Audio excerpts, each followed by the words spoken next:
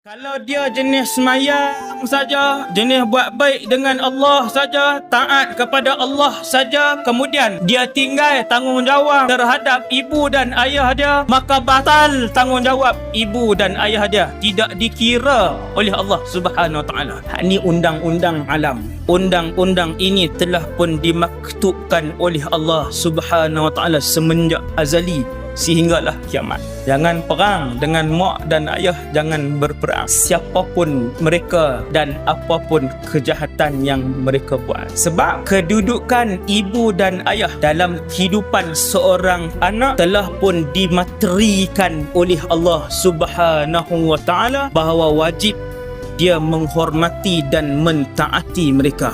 Habis, full stop.